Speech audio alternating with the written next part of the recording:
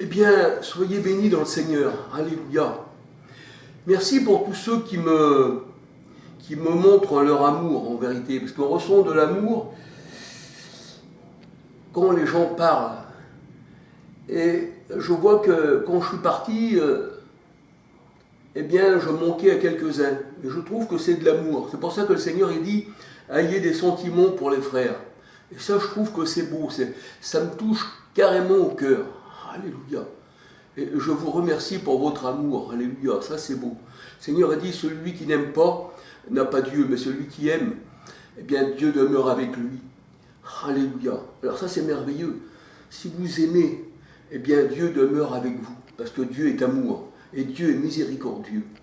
On dit la miséricorde, les entrailles de notre Dieu, les entrailles. Et pour ça que je voulais vous parler d'entrailles. Je dis un petit bonjour à tous, alléluia. Je n'ai oublié personne. Là, je fais un lot, je dis bonjour à tous. Alléluia, je ne veux oublier personne. Alors, quand on parle des entrailles de notre Dieu et qu'on dit qu'il est miséricordieux, les entrailles dans la parole de Dieu, ça représente les sentiments, ça représente la pensée, ça représente le cœur, ça représente le siège de la vie. Alléluia. Donc, nous voyons que si on ferme ses entrailles, eh bien, on n'a pas l'amour de Dieu. Mais si on ouvre ses entrailles, comme on ouvre notre cœur, eh bien, on a l'amour de Dieu. Alléluia. Alors là, aujourd'hui, j'aurais voulu vous parler des entrailles, eh bien, de Judas. Les entrailles de Judas, on va se laisser guider par la parole de Dieu. Alléluia. Béni sois-tu, Seigneur. Alors, il est vrai que dans la parole de Dieu, les entrailles représentent le cœur. Dans le psaume 40, verset 9. « Je désire faire ta volonté, mon Dieu, ta loi est au fond de mes entrailles. Ta loi est au fond de mes entrailles. » Alors, les entrailles, bien sûr, comme je dis, ça représente le cœur, ça représente les sentiments. On peut dire, ta loi est dans mes sentiments, dans ma pensée. Ayez les pensées de Christ. Or, nous avons la pensée de Christ. C'est ce qui est écrit dans 1 Corinthiens 2, verset 16. Ayez la pensée, ayez les sentiments du Seigneur. Alléluia. Alors, ta loi est au fond de mes entrailles. Et l'entraille, c'est aussi l'Esprit de Dieu. Parce que la parole de Dieu nous dit que le Seigneur a mis sa loi dans notre cœur. Hébreux 8, verset 10. Ésaïe 16, verset 11. Il est vrai que notre cœur, pour ça que le Seigneur a dit le cœur lavé d'une mauvaise conscience, c'est-à-dire que nos entrailles ont été lavées, Hébreux 10, 22. Ésaïe 16, verset 11, c'est le siège des sentiments. Jérémie 4, verset 17 et Job 30, verset 27. Alléluia. Alors les entrailles de Judas, au lieu d'avoir la loi de Christ dans son cœur, dans ses entrailles, dans sa pensée, dans ses sentiments, eh bien, dans son cœur, il avait de mauvaises pensées. Il avait la pensée de l'homme, qu'on appelle Satan. C'est pour ça que le Seigneur disait à Pierre, regarde-moi Satan, parce que c'est tes pensées qui font de toi un Satan, Pierre. Parce que vos pensées ne sont pas mes pensées, et vos voix ne sont pas mes voix. Alors, regarde-moi Satan. Matthieu 16, verset 20 à 23, disait le Seigneur Jésus-Christ à Pierre. Plus tard, Pierre, bien sûr, il a eu la pensée de Christ à la Pentecôte. Alléluia. D'ailleurs, le Seigneur disait à Pierre, lorsque tu seras affermi, Pierre, eh bien, affermis aussi tes frères. Alors, on voit que la parole de Dieu, elle dit que Satan, qui est la mauvaise pensée de l'homme, Jean 13, 27, eh bien, était dans le cœur, eh bien, de Judas. Jean 13, 27. Parce que la parole de Dieu, elle dit, car c'est en effet du cœur que viennent les mauvaises pensées, les vols, les adultères, les sectes. Tout ça sort du cœur. Il n'y a rien du dehors qui puisse rentrer en vous. Donc c'est le cœur, c'est dans la pensée, c'est dans les entrailles que dans l'homme que sortent tous ces adultères, tous ces meurtres, tous ces sectes. Marc 7, versets 18 à 23. Et là, on voit que la révolte et la trahison envers le Seigneur, eh bien, les paroles de mensonge, les paroles mensongères sont conçues et méditées dans les cœurs. Sont conçues et méditées dans les cœurs. Ce n'est pas quelqu'un qui a un esprit qui serait hors de vous, qui viendra en vous, qui méditera en vous, mais c'est les pensées méditées dans les cœurs. Ésaïe 53, verset 13. Ésaïe 53, verset 13 et Ézéchiel 38, verset 10. Un peu comme le prince de Tyr, qui était qu'un homme, Ézéchiel 28, verset 15, eh bien, son cœur s'est élevé. Et Ézéchiel 28, 15, il dit, le Seigneur a dit, c'est chez toi qu'on a trouvé l'iniquité dans ton cœur s'est élevé. Donc la parole de Dieu nous dit qu'il faut circoncire son cœur, ne pas être comme le prince de Tyr qui avait de mauvaises pensées dans son cœur, tout comme Judas. Une mauvaise pensée dans ses entrailles. Et pourquoi ? Parce que leurs pensées n'étaient pas circoncis. Leur cœur n'était pas circoncis. Leurs entrailles n'étaient pas circoncis. Ézéchiel 28, verset 10. Et la parole de Dieu, elle dit que nous, qui appartenons au Seigneur, nous, ses élus, on est circoncis de cœur. Et là, rien ne peut entrer en nous. Et d'ailleurs, il n'y a jamais rien qui pourra rentrer en nous, parce que ça sera toujours du cœur, de l'abondance du cœur que la bouche parle. C'est pour ça que si ton cœur est bon, ça sortira par ta bouche. Si c'est mauvais, ça sortira aussi par ta bouche. C'est pour ça que Jacques 3,15 nous dit que la bouche qui est une source, elle ne peut pas donner de l'eau amère, de l'eau salée. Elle ne peut que donner que de l'eau douce. Parce que l'eau douce, c'est une source, et Jérémie le 13, c'est le Seigneur. C'est Christ qui nous donne cette eau, Jean 7, 37 à 39, c'est l'Esprit Saint, 1 Corinthiens 12, 13. Et là, on voit que l'eau salée, ça représente le monde, Apocalypse 17, verset 1, 15, ça représente les grandes eaux, ça représente la mer, le grand abîme, Ésaïe 51, verset 9, 10. Et là, le Seigneur, il nous a circoncis le cœur. Et quand le Seigneur nous a circoncis, la parole de Dieu, elle dit que notre cœur n'a pas été circoncis, fait de main d'homme. Parce que la parole de Dieu nous dit que Jésus n'est pas simplement qu'un homme. Il est Emmanuel, Dieu avec nous. Et Paul disait, ce que j'ai reçu du Seigneur, dans Galates 1, verset 1, je ne l'ai pas reçu des hommes, mais je l'ai reçu de Dieu, du Christ. Alléluia. Alors, il est vrai qu'au départ, Judas avait part au même ministère que les apôtres. Acte 1, verset 16-17. Le Seigneur l'avait appelé au ministère. Mais la mauvaise pensée qui est Satan, qui est la pensée humaine, Satan qui veut dire simplement adversaire, comme le diable, vous pouvez voir même sur comment vous pouvez taper Satan, que signifie Satan, ça signifie simplement adversaire, comme le mot diable. Les pensées mauvaises de Judas, c'est ces pensées, c'est Satan, on va dire ces mauvaises pensées, en Judas qui livra Jésus. Jean 13, verset 27. Jean 13, verset 27.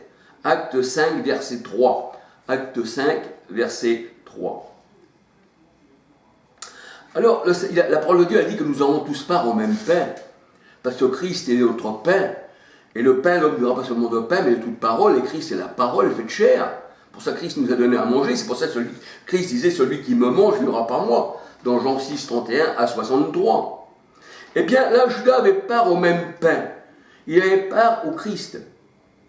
Mais le pain de Judas, la parole de Dieu nous dit, dans ses entrailles, il s'est transformé, en un fiel de vipère, un fiel amer.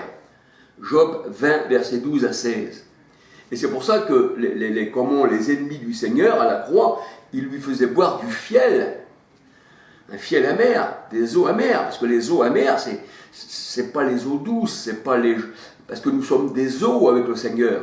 Le Seigneur, il est la source, et nous sommes une eau avec lui, alléluia. Mais il y a aussi les eaux amères, qui sont les eaux qui viennent de la mer, ça va bien avec, les eaux amères qui viennent de la mer. Et là, on voit que, là, il y avait un fiel de vipère. On en Juda. Job 20, versets 12 à 16. La nourriture s'était transformée en un fiel de vipère. Job 20, versets 12 à 16. Et la parole de Dieu nous dit que le juste prend soin de ses bêtes, mais pas les bêtes que vous entendez. La parole de Dieu, Ecclésiaste 3,18, nous dit que le juste, celui qui appartient au Seigneur, qui travaille pour le Seigneur, prend soin de ses bêtes. Ecclésiaste 3,18, les hommes sont des bêtes, tant qu'ils n'ont pas le Seigneur dans leur vie. Christ aussi était un animal, il était aussi l'agneau, Jean 1, 29. Alors, le juste prend soin de ses bêtes, les entrailles des méchants sont cruelles. Proverbe 12, verset 10. Donc on peut dire que les entrailles de Judas, ses sentiments, sa pensée, son cœur étaient, cruels. Judas alla se pondre. Matthieu 27, verset 5. Et quand il y a quelqu'un de pendu, il se met en malédiction. Il a aimé la malédiction tombe sur lui. Psaume 109, versets 17 à 20. Et la malédiction pénètre comme de l'eau dans ses entrailles.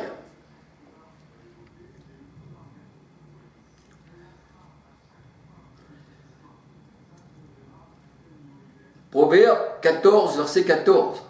Celui qui ne marche pas avec le Seigneur, se rassasie de ses voies. Comme les sectes, il se rassasie de leur propre nourriture d'homme.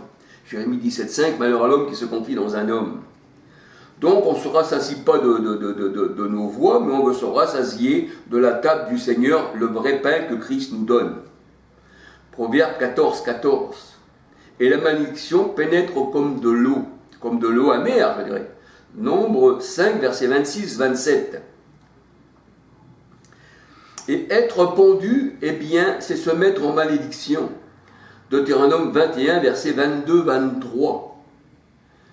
Et Christ, pour cette personne, est mort en vain pour Judas, car il a été pendu et il a été mis en malédiction. La malédiction est venue sur lui. Christ a pris la malédiction sur nous, il a été pendu pour, nos malédictions. Galates 3, 10 à 13. Et Judas n'avait pas l'esprit du Christ dans ses entrailles, dans son cœur. Romains 8, 9. De ce fait, il était un fils de perdition. C'est pour ça que le Seigneur a dit « Aucun de ce que tu m'as donné ne s'est perdu, sauf le fils de perdition qui était Judas. » Alors le cœur de Judas, ses entrailles, se sont répandues à terre. Et quand tes sentiments, tes entrailles, ton cœur, ta pensée se répandent à terre, ça veut dire que tu deviens charnel. Ça veut dire que ton cœur s'ouvre. Tu as été ouvert de ton corps et tout s'est répandu à terre. C'est ce que nous dit la parole de Dieu. Il s'est rendu par le milieu du corps, par le milieu du cœur. Et c'est ce que le Saint-Esprit avait prédit d'avance au sujet de Judas. Acte 1, versets 16 à 26. Il s'est répandu, ses entrailles se sont ouvertes, son cœur s'est ouvert, c'est-à-dire tout est venu à terre. 2 Pierre 2 à terre. 2 Pierre 2, 15. Habacuc 2, verset 9. Les entrailles aussi signifient, comme on dit, cet enfant sort de tes entrailles, ça veut dire qu'il sort de toi. Il sort de ta propre personne, il est sorti de tes entrailles. C'est pour ça que la parole de Dieu, elle dit que quand Marie a eu un fils, il est dit, le fruit de tes entrailles est béni. Et nous, on a un fruit qui est en nous, qui est aussi Christ, comme Marie. Ce fruit-là est béni, et il est aussi dans nos entrailles, dans nos pensées, dans nos cœurs, Christ dans nos cœurs. 2 Corinthiens 13, 5, 6, il faut s'examiner si Christ est en nous, sinon on ne lui appartient pas. Et Romains 8, 9 nous dit, si on n'a pas l'esprit du Christ, on ne lui appartient pas. Genèse 15, verset 4. Genèse 25, verset 23. 2 Samuel 7, verset 12. 2 Samuel 16, verset 11 et 2 Samuel 7, verset 12. Et vous, je vous donne des versets pour bien comprendre ce que veut dire les entrailles. Les entrailles aussi, c'est les sentiments, parce qu'on dit grâce aux entrailles de notre Dieu, qui est miséricordieux. Alors, les entrailles à terre signifient aussi la mort. 2 Samuel 2,10. 2 Chroniques 21, verset 14-15. C'est une maladie d'entrailles. Donc, c'est pour ça que le Seigneur est venu et qu'il nous avait guéris. Et nos entrailles sont saines. Nos pensées sont saines, puisqu'on a la pensée du Christ. L'entraille, c'est les pensées. Mais là, ceux qui n'appartiennent pas au Seigneur, ils sont malades, c'est une maladie d'entrailles, et ceux qui ne sont pas guéris par le Seigneur, un peu comme Judas, eh bien, la parole de Dieu, elle dit, c'est une maladie sans remède.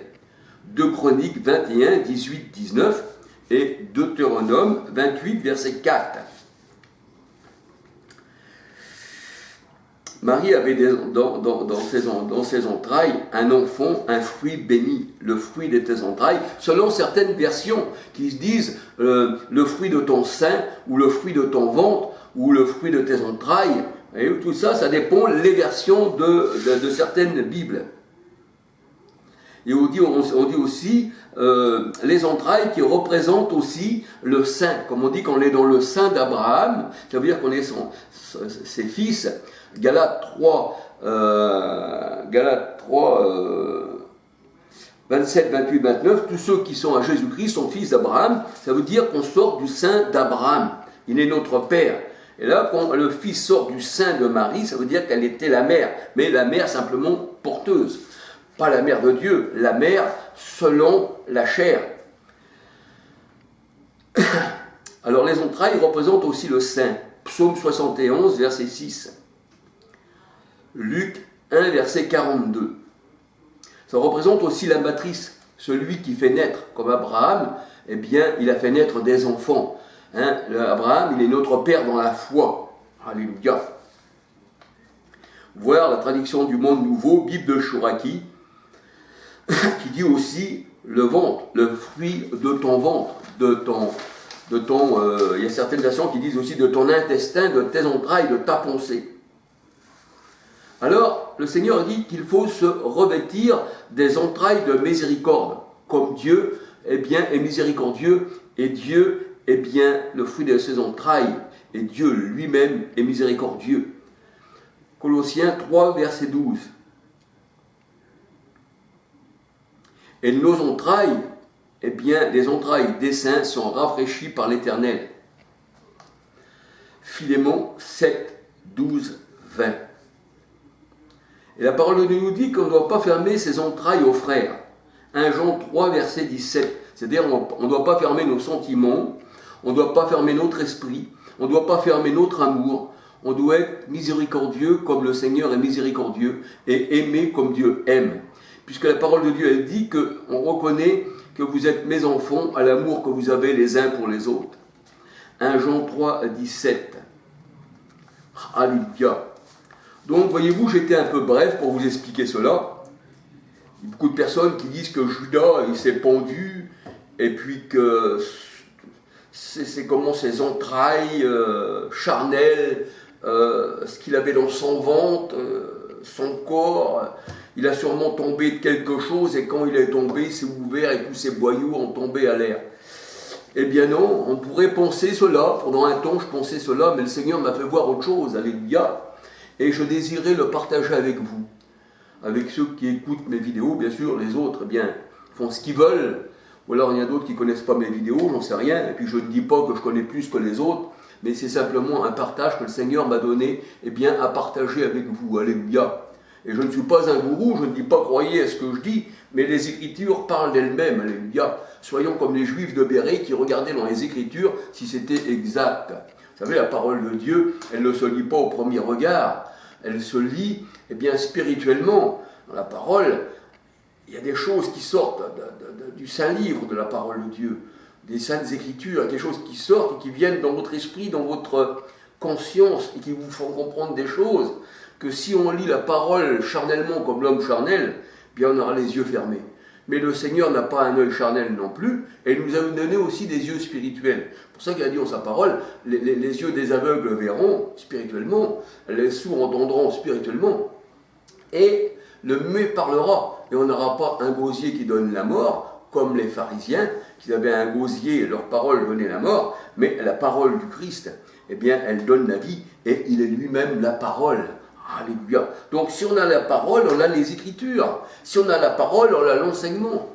C'est pour ça que le Seigneur il dit, eh bien, celui qui connaît ma parole sera libéré.